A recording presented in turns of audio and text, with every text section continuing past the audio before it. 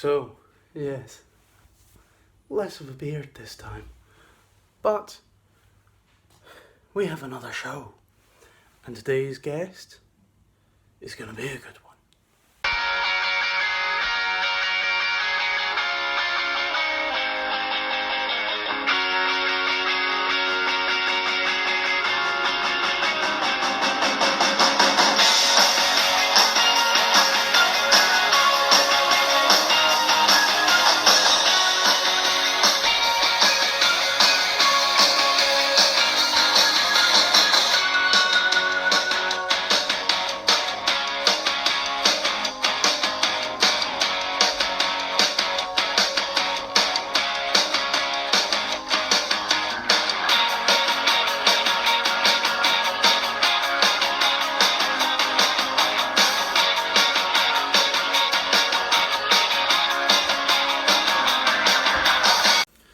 Welcome back, everybody.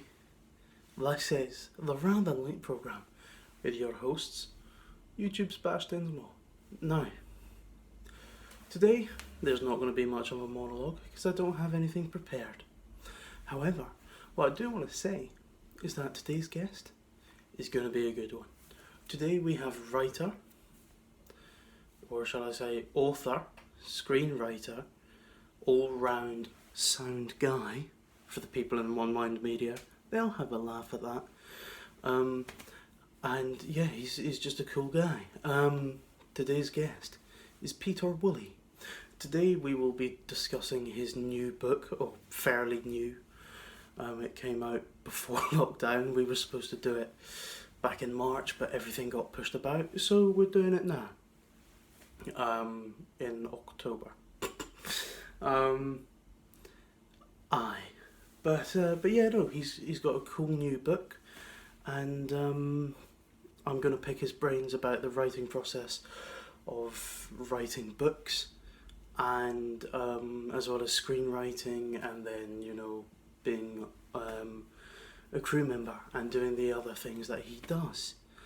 Yeah, I will see you in the end. So welcome everybody to the podcast section of this episode of the Rather Late programme with Bash Dinsmore. I'm your host, YouTube's Bash Dinsmore. This week we have a new guest. Actually, he's not new. He's been on before with Cool and the Gang. He is Peter Woolley, who is a writer, a production assistant, and an all-round sound guy. For the people who get that, they're going to be so disappointed in me. So let's say hi to Peter. So hello there. Hello, Seb. It's good to finally be here after putting this off for so long. Yeah, man. So for the people at home, we were supposed to record this back in March, and it was going to happen. Yep. And then it was the day before. We were like, oh yes, so I hear there might be a lockdown happening. Yeah. Like, right, better keep our ears out for that. I'm coming home, so we'll have to postpone it. Yep. Little did we know, 7 months later. I know, yeah. It's been a long time, but better late than never. Exactly. So, Peter, you're a writer, you're a production assistant, you're all these many things. What would you say you're the most? I would assume you are a writer by nature. Yeah. I mean, that's so. I've done quite a lot of jobs in sort of film crew work. As you say, I've been a production assistant. I've been a sound man, most prominently. I've been a grip and done a few other things as well.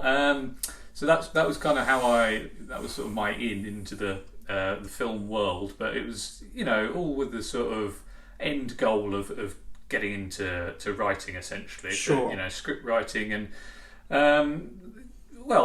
writing in general, in general across the all board, mediums, really. Hence the book that I've brought with me today. My sort of main role is as a writer in film and generally Sure. So, being a writer, of course, we have your lovely book to discuss today, which I have bought for the generous price of $9.99 or whatever. And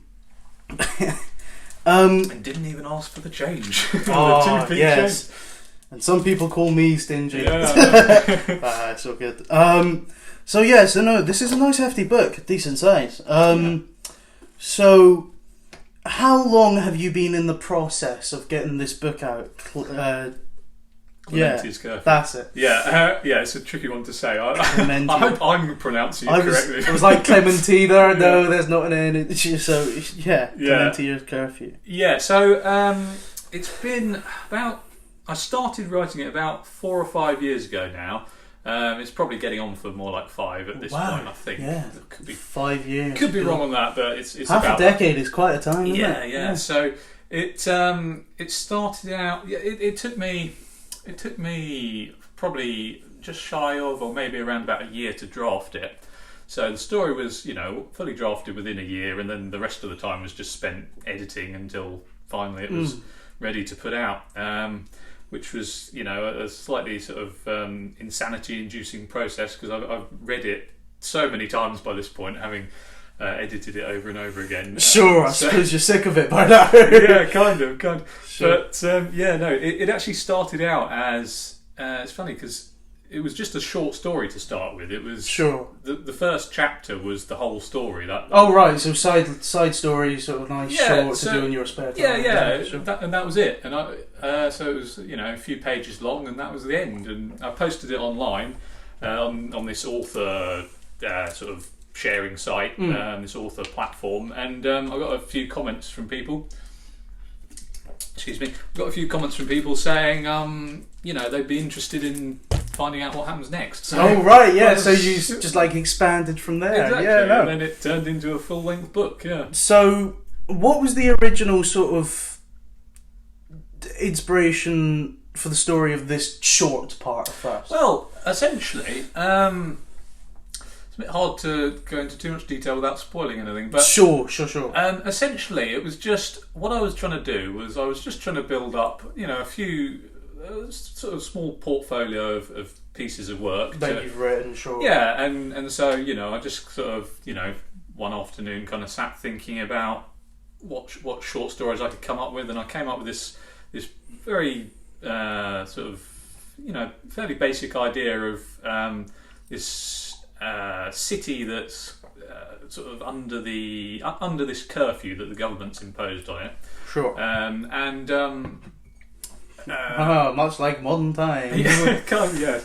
Unfortunately, yes. Yes.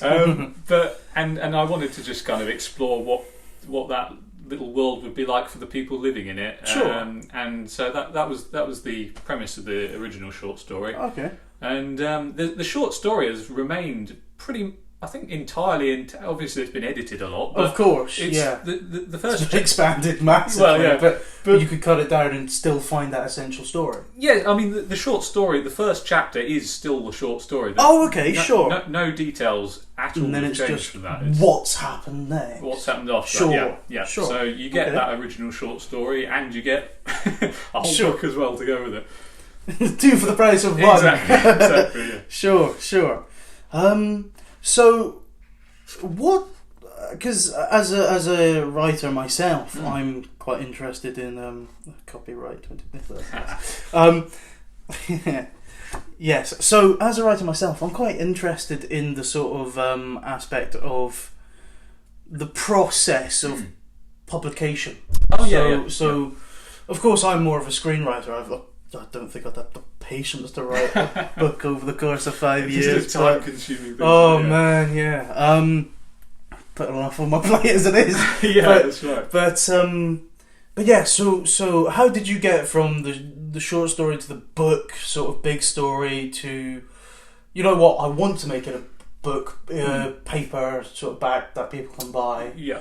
And then how you went about choosing your publication and sort of how that sort of worked. So, for the first part of the question, it's actually not the first book I've written. I have written another one before this, which I tried to get published through the traditional publishing route.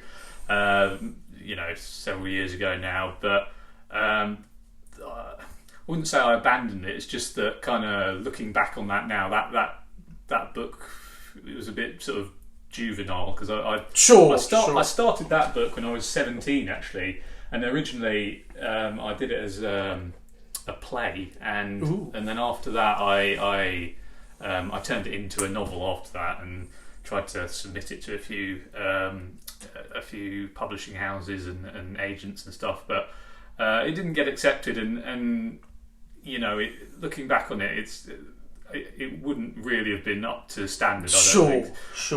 So that was really good because I enjoyed doing that, and it was really good practice for practice. I'm quite proud of certain elements of that first one, but it really wouldn't have been. But it gives you the sort of understanding of how to write a book in the first place, sort of structure, it's describing everything. Yeah, it was a very good learning exercise. And so after that, I already had the kind of inclination to write novels, as well as because I enjoy writing for all different mediums and novels. Writing's writing, right? Exactly. So I'm quite into reading novels, so it seemed like it's a nice thing to have as well. So to say, I've done a book as well as all these films, like. I can hold this and show you that I've got this. Yeah, sure. Yeah, and the thing is, part of the reason I wanted to do it was because for most other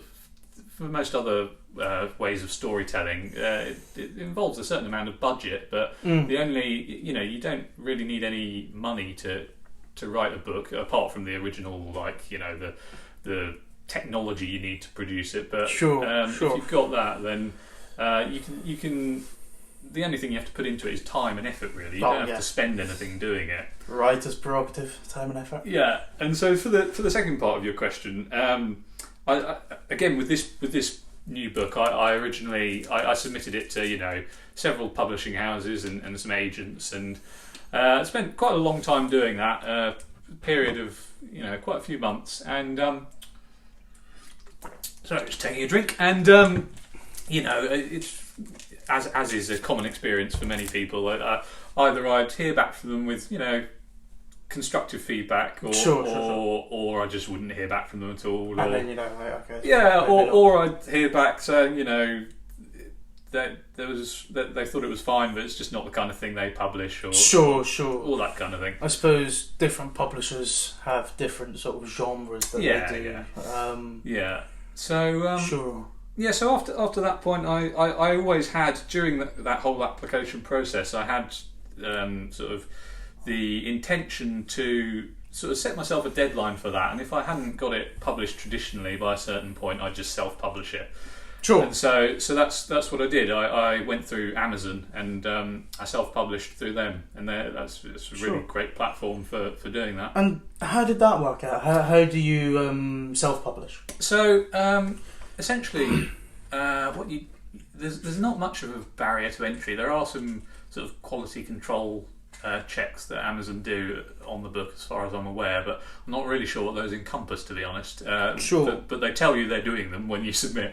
Essentially, all you have, you get your manuscript all prepared. You format it correctly, which.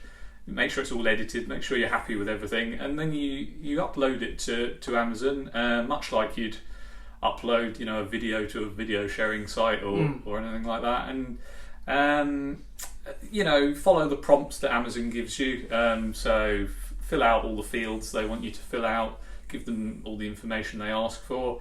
I said earlier there was no cost associated. You do, if you're self-publishing, you do have to buy ISBN numbers, which you'll see on the back of the book there, the little barcode bit. I mean, you can get them free through Amazon, but it's not really recommended to do that. It's better to buy your own. And then once that's done, if Amazon is happy with everything and they haven't told you there are any issues you need to fix, then you're ready to go. You upload, and then it's now available sort of worldwide. Yes. So essentially,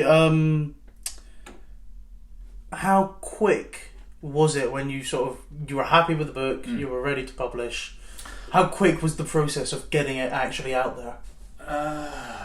Pretty quick. I mean, you could do it in... Well, if you're going to buy your own ISBN numbers, sometimes there's a bit of back and forth there with the company. But, I mean, I'm trying to remember how it worked. I think they were sent quite quickly. So you could get it published within 2 days, I think, 1 or 2 days. If you really, wanted to get it done. Yeah. I mean, the thing that takes the longest is actually formatting the manuscript. That takes formatting is that takes a long time. I mean, that takes hours to do. So, if there's no need to rush it. So it will probably take you a few days to get it up, maybe 2 or 3 days, something like that. Sure. That's about how long it took me, I think. And so ISBNs. Why do you? Not why do you need them, but. Why would you have to pay for them? Well, so I'm trying to, because it's such a long time ago I did this now. I'm trying to remember how it works. But if I remember correctly, I think it's better to purchase your own ISBNs because that makes the book eligible for distribution in physical stores. Sure. Whereas the Amazon supplied ISBNs means you can only. I think that's correct. Okay. So if I wandered into Waterson's. Well, it's not in there. Potentially. The way it works is if you've sort of amassed enough sales online, then there's I think there's some sort of book database that the kind of big stores have, and they can see. What the rising kind of titles are in that database, and if there's a particularly popular one, they can then order it into their store. Sure. So if, for example, that my book, got up there, then it might end up being ordered into stores, but it's not in it. It's not in any at the moment. Sure. I was every time I'd go into Tesco's over the past 7 months, I'd be like, "Oh, is it on the shelf? Is it on the shelf?" Okay, cool. Yeah, no. I find it's cool that you've got a book, man.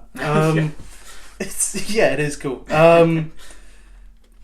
It's nice to What do you feel, going slightly onto the controversial topic of online versus handheld? But do you prefer having a handheld book that you can feel and grip? Definitely. Yeah, no, I'm in the same boat. I prefer physical copies of all media, or most media, really. Sure. I like. I find Kindle very useful because I suppose when you're travelling. And stuff, when you're travelling, you can have your whole library of books on just one device, so that's quite convenient. But I do prefer being able to have a physical copy of something. I think it's just, and there are benefits associated with it as well, like practical benefits, like you can whip it out of your bag at the spoons and hey! You can't run out of battery. You can't run out of battery. True. You can't you can't glitch out or malfunction in any way. You can use it to swap nice to flies have as well. Swap flies. Use it as a doorstop. Or think you got one. Yeah. The side. Yeah. Sure. So you got this essentially via Amazon. Mm-hmm. It's nice, and let's talk about the affectation of writers. The Peter J Woolley. Might just credit you as that in today's episode. Yeah, why not? Peter J Woolley. You've got to get that middle initial in there. Yeah, of course. J.K. Rowling. Yeah. Sure, fair enough. Additionally, I'm not sure if this happened back in school for you, if you can remember, but remember that. Well, I mean, I'm slowly forgetting what I did. Yeah. But, paying no attention. But yeah, do they? For example, when you're writing the description of something, like the sky was blue, like a dark pale blue or whatever, and it's like, what do you think the author means? That he's depressed or whatever, or that he means the fucking sky is blue? Do you have any of that? Do you have any hidden meanings? Oh yeah, for sure. Yeah, I mean, I always loved studying that kind of thing at school. Actually, that was. I mean, I wasn't that much of a sort of. I didn't love school too much in general, but that was one of the things I did very much enjoy. Sure. Yeah, no, there is all that kind of stuff in there. Yeah. I shall do some research. Yeah. Yeah. Right, there's me making notes every day for the next 7 months. I come back and talk to you again, and then just rocking back and forth. What does this mean? You've annotated every page. Yeah. Oh, yeah. No, God, it's a nice book. And we have to mention the lovely artistry on the front. Thank you very much. Yeah, which you did yourself. I did, yeah. I as I said earlier, you know, I said there's very little cost associated with publishing a book, which is what one of the things among many which appealed to me about doing it. And then it came to getting the cover for it sorted, and I thought, you know, well, that could be an area that does rack up the cost a bit, because if I hired a cover artist, then that could potentially be fairly expensive. So, you know, I do a little bit of artwork on the side as well, and so I just kind of thought that, you know, I'd rather just do it myself and save some money as well. Yeah. And as well as that, like, I wouldn't be totally averse to getting to, you know, hiring an artist to do it as a general. But it's your vision as well. Well, yeah, I had a very specific idea for what I wanted the cover to look like, and it might have been difficult to, you know, some other artists would have kind of done their own interpretation of it, which would have been really good, no doubt as well. But I was a bit of a control freak, and I wanted it to look how I wanted it to look. That's a bit like me when it comes to it. Yeah. Not that I've written a book or anything, but no, but in general, it's like, you know, I'm very greedy compared to most people. I get a story, I read the script, and then I want to direct that because I don't want any other director to sort of change that vision. Yeah, that's and then of course I'm like, I must play the lead. That's right. Yeah. I mean, there's another thing about it, which is that for the majority of books, not all, but the majority of books, they have very sort of bog standard basic covers on them, which are just very sort of functional and, you know, get the job done. But there's nothing about them which actually has any major relevance to the book itself. It looks like a stock image a lot of the time. Yeah. And so I wanted to have a cover that actually was as relevant as possible to the content of the book as well. Sure. So to have it, you know, the cover is like part of the book. It's not just. Yeah, it is. Yeah. Sure. I'm assuming it is Clementia on the cover. On the cover. That's right. This is like that's Jeff. Yeah. That guy turns up in one scene at the end of the book. Yeah. Exactly. You know, it's very good artistry. I'm not really good at drawing, so I'm fascinated by drawing. But cool. But yeah, so it's nice. It's quite I mean, not simple but simplistic. It's nice, you know, sort of the modern arty sort of splash of colour on the background. Yeah, it's sort of ink splashes and there's sort of blood on the titles. That's right. Yeah, one central image of a woman on the front. There's not too much going on around. Sure. Is that sort of like a spear, a stake? Yeah, it's a spear. Yeah. That she's holding. Okay, cool. I thought it was a giant pencil at first. I was like, yo, what is this book? That's what she was drawn with. So yeah, it was drawn with. Yeah, I included the pencil I used on the cover. Sure. Cool. So moving on to a slightly different topic of but remaining in the world of writing.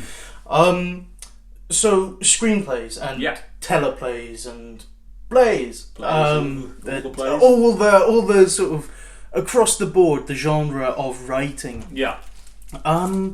What is it that you sort of, well, not necessarily prefer, because we just love to write and that's our prerogative as writers, but what do you find easier to sort of come to? I mean, I mean, I'm not sure you're going to say the book because that takes a lot of time. But I mean, in terms of story, because they're different lengths. If it's a play, you got to get 2 hours and a bit of content. If it's a film, you need anywhere from 75 minutes through to 3 hours of a film, or a 45-minute TV show or a 25-minute TV show. Yeah.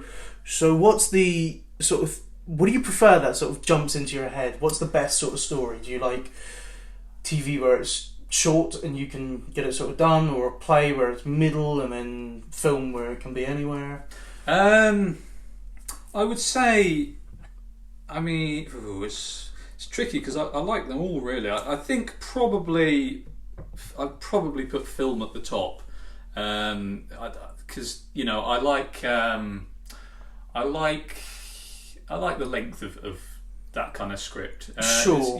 Between the sort of 3-act structure, sort of. Yeah, or even if you go beyond 3 to 5, which you could do. I like the fact that it can be it might be a really long story, but I like the fact that it's all one story, self-contained. And if you have sequels going on from then that's great as well. But with something more TV like, more sort of serialized, it's well, from an audience perspective, not as a writer, Sure. but it's more inaccessible if you've got this Sure. 3-year long sprawling TV series that you've got to start with. Sure, episodic. Whereas with a film, you can just And so there's kind of a sort of back and forth between the relationship of me as an audience member and as a writer doing. Oh, that of sort course, thing. of course. As an audience member, you could sort of consider what you enjoy and then incorporate that into your work. Sure, I don't think ever since I sort of became sort of bigger not bigger in the industry, but sort of bigger in our field of work, that I sort of now like as a director, semi-director, I sort of analyse films now. I sort of if I see another person's script, I'm like, okay, I know exactly what's going on. So I do get what you're saying. But saying that, so you use software to sort of write screenplays and stuff? Sometimes. Sure. I mean, is that mainly formatting? So like you read from left to right, so they enter on the left and then sort of they leave on the right, or like I mean, what else can the software offer to you as a screenwriter? I mean, essentially it's just a bit of a time saving tool, because I have written scripts on Microsoft Word, and that's fine. I'm doing that at the moment. It gets the job done just fine, but you have to spend a bit more time formatting everything. Yeah, Control-E, all that kind of stuff. Whereas if you do it in a screenwriting software, then you have to do a few things. Like there's a few buttons a few things you have to tweak, but move your hand a little. Yeah, but it's just more kind of efficient and streamlined, and it's focused to the task at hand rather than being more of a generalised software. So it sort of it comes closer to pre-formatting it for you, and then you can just focus on the content. And do you does yours have sort of different settings where you can choose play sort of structure and film? Because I have just co-written a play with someone, and basically I've never written a play before, so this guy, it's with Daniel Villano, who has been on the show many times before. He approached me about a project called Oh For Goat's Sake, which is about a group of kids in a school who accidentally let a goat loose in the school grounds, and they had to tell me about this.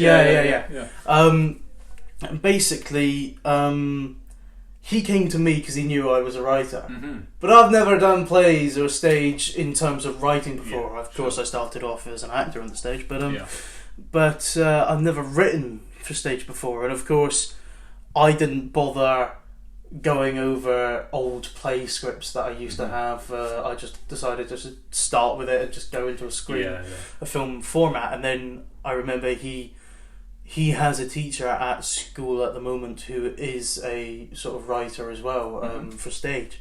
He said, it's a great script, it's a film format. And I was like,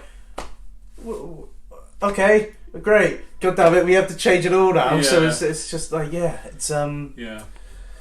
Yeah, so in terms of stage and sort of film and all that sort of wide various sort of formatting, what is the sort of simplistic, easier sort of way for you to write? Do you just sort of stick to a film sort of? Oh, I see. What you mean when switching from Yeah. medium to medium? No, I If you wanted to write something fast, like what, Yeah. what do you sort of well, go with? to be honest, I think I've got quite used to working in different mediums by this point, because I've written things in theatre, literature, and film. So I've spent a lot of time practicing each medium. So I can Sort of I grown can on you now. yeah, I can just swap between them. To be honest, it doesn't. There's not much. Is it not too hard to sort of just like switch into the other sort of Not format? Is it really. not too different, or is it just No, you know it's. it easy? No, it's not too. I mean, there might be. To start with, I'll have to sort of remind myself a little bit. Like, for example, switching from it's easier switching from writing a book to a script, because they're totally different formats. Yes. So there's no Yes. difficulty reorienting You've got yourself dialogue to. and Yeah, but if you're switching from writing a film script to a play script, there are subtle differences between them. Sure. So you might have to kind of remind yourself of how to do it a little bit. But I think I've practiced enough that I don't really find it that Okay. much of an issue. Sure. And I mean, of course, we don't pick favourites as writers, but what is sort of your go-to sort of thing? What do you prefer, sort of writing, films or plays or TV, or I'd is that have something you haven't done as much that you would like to do? Yeah, no, it's a tricky one. I think I'd probably put at the top two would probably be films and books. Sure. Film, book. Yeah, so those would be my top two. I don't know if I could really pick a favourite between those two. Okay. Yeah, that would be difficult. Sure, because you've just we're talking about your book now. But, Yeah, that's true. But Yeah. no. I mean, I'm very fond of films. Hence, I work. Yeah, because I know you more as a film writer. Yeah, that's right. I love working in film. So, but I also love literature. So I couldn't really Toy between the two. Yeah, sure. yeah, no, they're both at the top of the list for me. I think. Okay, cool. And so, I mean, I haven't personally spoken to you about it much, but plays and sort of TV sort of scripts. I mean, I'm assuming you've not done much of that, or have you? And you just don't appreciate it. Well, no. So when I say film and literature's at the top of the list, the others are pretty close. Like they're nipping at the heels of the. Sure. But I really like doing all of them. It's not like it's not like I have disdain for any of them. And I have done. I've written my own. I can't remember how many plays I've done. I think I did 2, but like I said earlier, I turned one of them into a novel. Yes. And so the other play I've written is really the only remaining play I've. Have you ever tried to get that out on stage? Or? I did a while ago, and I had some meetings with this theatre about it actually, but it kind of conflicted with another film job I was doing in London. And Sure. So You're like, sort of. whichever pays more. Well, neither. But oh right, sure. But one of them was more. The film job I was doing was a certain thing, and the actually I don't think it was a film job. It might have even been a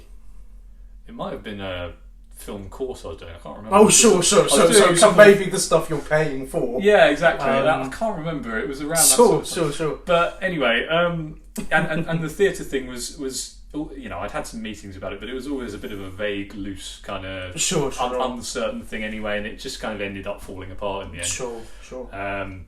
It was for this very, very small theatre, which had very it didn't have very many attendance per play, and Right. Okay, I would have been happy. Like, I would have been more than happy to put it on there anyway. Sure. Say you've done it. Just just for the joy of doing it. But it was. Yeah. It didn't end up being worth the time in the end. Sure. Well, if I had known you back then, of course, I would have gone. So. Oh yes, I would have cast you. Of course, great. Yes. Yeah. Yeah, great. Sorry, to answer the end bit of that question, I've also done some TV scripts as well. Sure. Which I've submitted some TV things to the BBC over the years. Okay. And nothing's ever been accepted, unfortunately. But sure. But I've practiced. I've done quite a lot of them, so I'm very sort of familiar with the format. Okay, sure. So when it comes to TV, going over to that sort of slightly, because you've got, as you do with film and everything else, you've got different genres and all that. But do you, or how to say this? Do you like doing sort of standard episodic television where you're coming in as a guest writer and you're got to do a standalone episode and wrap it up in your standalone episode, or do you like being part of a story sort of? Yeah, I think the latter. I mean, I'd be more than happy to do, or whichever's easier. Yeah, I'd be more than happy to do just a standalone thing like you mentioned. But for the most part, I'd prefer to be there for the duration of it so that I could. Sure. Because for so if you were ever to do sort of more TV stuff, would you prefer being part of a writer's room where you're in throughout instead of just like guest writer for an episode? I would prefer that, but I certainly wouldn't knock being a guest writer. Sure. I'd be more than happy with that. But no, I would very much like to be part of a writer's room. Yeah. Sure. That'd be great. Yeah. No. Of course, being writers, you're beck and called every 5 minutes. For writing, I'm not sure when it comes to writing films for One Mind Media or whether it's whoever. Yeah. But do you ever say to yourself that you've got, when it comes to writing, you're working on Monday through Friday, X to X on this script, or do you say just write whenever you have the sort of the stuff coming to your head and you're like, right, I've got to get on the laptop and do this? It kind of varies, to be honest, because I have to juggle it with a lot of other projects that I'm doing, and so I'd kind of have to just fit it into my schedule wherever I can find the time to. Sure. I also have to work when I'm writing for other people. I have to work to their schedule as well. Of course, yeah. Don't necessarily have the luxury to kind of do it on my own. Decide, sure. But ideally, I think. Well, I was going to say ideally you just kind of do it when it felt most natural, but I'm not sure that's even true actually, because sometimes when you force yourself to work on something that you didn't necessarily feel in the mood for, it can actually turn out to be quite a stimulating thing. That's something just comes and you're like, great.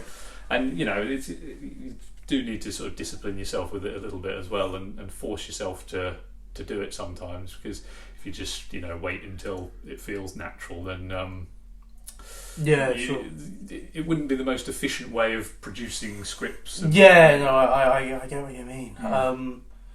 So going back over it quickly, going between scripts and books,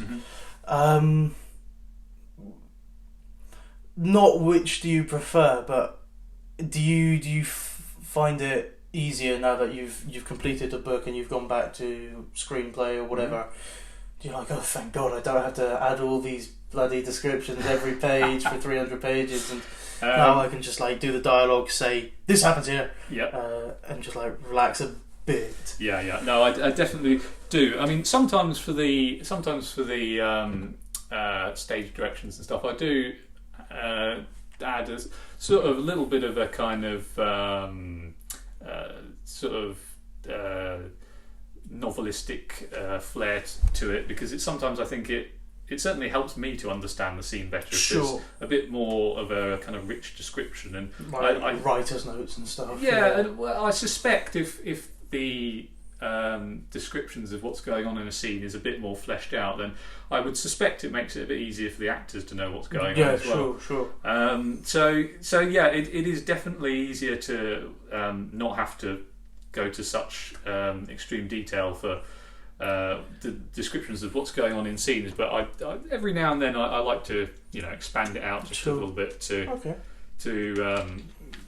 flesh it out better, essentially. Nice one. So we're getting towards the end of the our time together on this show. We've got a few minutes left. Fast. I know, it does go quite fast. Yeah. Well, I mean, it used to be 2 hours, didn't it? I Yeah. just thought it's as well as Your mouth gets dry after that. Yeah, your mouth does, which is why I pile up the water bottles. Yeah, It's just bad for the environment. I know, but I didn't need that. Yeah. But also the export time on 2 hour clips is just so bloody low. It took 4 days to export. Consider these things. So yeah. so I'm just right, 45 minutes is decent. That'll do. But yeah, of course I do the sort of live action sort of monologues now and then sort of ending. So it'll be interesting to see how this one comes together. Mm-hmm. So people at home, you should go out on Amazon or stay in and go on Amazon because there's a curfew. Clementia's curfew. So this is by Peter J Woolley, or Spoons Peter, as we call it, Spoon Peter. Yeah. So I will just read you the blurb so you get a little hint, flavour for this. So of course, take heed of the government's regular curfew warnings. Those who miss the sundown curfew will be subject to no punishment, but the danger of what lurks outside, beyond the protection of Clementia's city's newly armoured homes. And of course, Peter J Woolley is a British writer and video creator. He's also got numerous film industry credits and contributes to well-known online film and entertainment publications. And he also has a nice little picture next to it, so you know what he looks like, which is great. Listen to the images. Listen to the images. When you get it, you will see it. Yeah. But no, I'm definitely going to enjoy reading that, sir. I look forward to that. With a cup of tea and some biscuits, and I shall get through it eventually. Yeah. So let's say thank you and see you later to Peter Woolley. Thank you very much for having me, Seb. It's been a pleasure. Yes. 7 months late, but we got it done. Exactly. We got it done. Yeah. I've been teasing this one for a long time. Right then, I will see you in the closing statement, people. Bye-bye. So everybody, that was today's show. Hope you enjoyed our little talk interview with Peter Woolley. I hope you were as interested as I am. You can buy his book on Amazon or in any good bookstore in the UK. If you have any questions, comment below, or go and find him on the socials, which will be put in the description below. Anyway, that's the end of our show, ladies and gentlemen. We do not have a show next week, so I will see you in a fortnight. Good night, everybody.